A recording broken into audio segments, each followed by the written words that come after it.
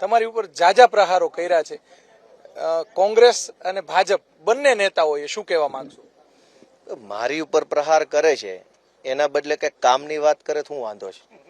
મને ગાળો દેવાથી આ વિસ્તારમાં ઇકોઝોન થોડો હટી જવાનો છે કે મને ગાળો દેવાથી કઈ સૌની યોજનાનું પાણી નથી આવી જવાનું. તો ભાજપે એ સમજવું પડશે કે ગોપાલ ઇટાલિયા જેવા એક સાવ સામાન્ય નાના એવા ખેડૂતના દીકરાને આટલી મોટી ગાળું દેવાનો ફાયદો શું? વિસાવદરમાં ચૂંટણી લડવા ભાજપ પાર્ટી આવી છે, મુખ્યમંત્રી આવ્યા છે, તો કામ શું કરશો એની ચર્ચા કરવાની હોય ને.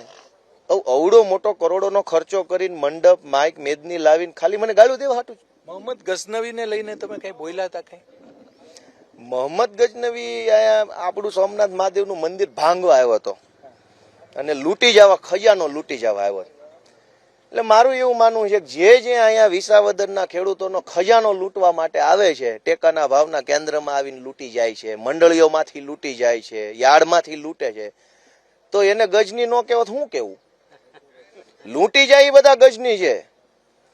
એટલે એ ગઝનીને લઈને જ રાજકારણ ગરમાયું છે. જેટલા નેતાઓ હતા, મોહમ્મદ ગઝનવી જે છે એની સાથે ન સરખાવા જોઈએ એવી વાત કરે છે. તો એને કોઈ મોટા લૂંટારારે હરખાવો છે. આ નાનો પડતો હશે કે અમને આવા નાના લૂંટારારે હરખાવ્યા, કોઈક મોટો ગોતો, એનું એમ કહેવાનું હશે. બીજું શું કેવું? લૂંટારા તમે મને એમ કહો કે ગઈ સાલ ટેકાના ભાવના ખરીદી કેન્દ્રોમાં જે લૂંટ મચાવી છે, ખેડૂતો પાસેથી જે રૂપિયાનો તોડ થયો છે, પૂછો આ બધા ઉભા. ગઈ સાલ મંડળીની અંદર 100 કરોડ કરતા વધુનું કૌભાંડ થયું. ખેડૂતોના નામે મંડળી ઉઠાવી લેવામાં આવી, લોન લઈ લેવામાં આવી અને ખેડૂતો રાતા પાણીએ રોવે છે. ગઈ સાલ માવઠું થયું, કરોડો રૂપિયાની અતિવૃષ્ટિની સહાય મળવા પાત્ર હતી, લોકો ન મળે.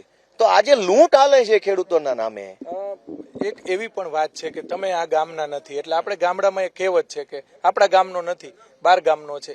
હવે એ લોકો એવું કહે છે કે આયાતી ઉમેદવાર છો તમે, એના વિશે શું કહેવાનું થાય છે? કિરીટ પટેલ કયા ગામના છે? તલાલાના. તો એ કઈ આ ગામના છે? જાંબુડાના છે? કેવી વાત! એને શરમ નહીં હોય કે બુદ્ધિ નહીં હોય? પેલા એ વિચારવાનું છે કે તમે જે ઉમેદવાર લઈને આવ્યા એ આ ગામનો નથી, છતાંય ગોપાલ ઇટાલિયા ઉપર નાળચું રાખવાનું. તો કાં તો શરમ ન હોય કાં બુદ્ધિ ન હોય, તો જ આવું બોલે. ગોપાલભાઈ, એક વાત એ છે કે જેટલા આ બેઠક પરથી ચૂંટાઈને આવે એ બધા વયા જાય, પક્ષ પલટો કરીને વયા જાય. ગઈકાલે તમારી ખાતરી કેજરીવાલે પણ આપવી પડી અને એટલી બધી ખાતરી આપી કે આખા દેશની અંદર એમનો જે વિડીયો છે એ વાયરલ થયો, મીડિયામાં આવ્યું. તમારું શું કહેવાનું થાય છે? તમે હવે શું તમારી ખાતરી આપો છો? ને એટલે એ તો ખાતરીબંધ વસ્તુ જ લેવાની હોય ને.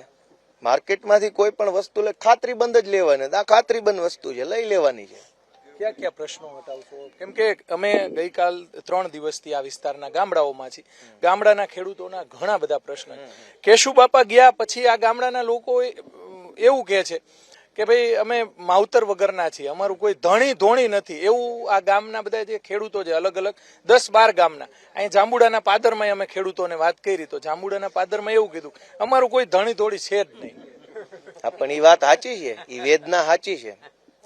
કેશુબાપાના ગયા પછી ભાજપે વિસાવદર ભેસાણના ખેડૂતો સાથે જે બદલાની ભાવનાથી કામ કર્યું છે, આજ આ મલકની જનતાને સતત અપમાનિત કરવાનું કામ ભાજપે કર્યું છે. એટલે આ જનતા પીડાય છે અને એ પીડાનો ઈલાજ હવે આ ચૂંટણીમાં થવાનો છે. આ પંથકની અંદર ઇકોઝોનનો મહત્વનો પ્રશ્ન છે. આ પંથકની અંદર ટેકાના ભાવના ખરીદી કેન્દ્રોમાં થયેલા ભ્રષ્ટાચારનો મુદ્દો છે. આ પંથકમાં જંગલ ખાતાવાળાની દાદાગીરીનો મોટો પ્રશ્ન છે. આ પંથકની અંદર અતિવૃષ્ટિની સહાય નથી મળતી એનો પ્રશ્ન છે.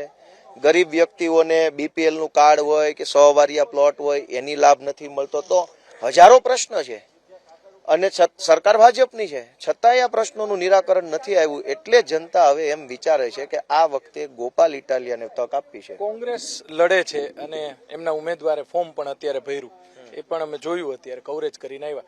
હવે આપ કઈ રીતે જુઓ છો? જ્યારે અત્યાર સુધીમાં એવું જોવા મળે છે કે મતો બટાઈ જાય છે, એ આપ જાણો છો કે ભાઈ જે નારાજ મતદારો છે, જે શાસક પક્ષથી નારાજ છે, સરકારથી નારાજ છે, એ મતદારો બટાઈ જાય છે. હવે આમાં તમને લાભ કેવી રીતે થાય અથવા તો કઈ રીતે તમે ચૂંટાવો?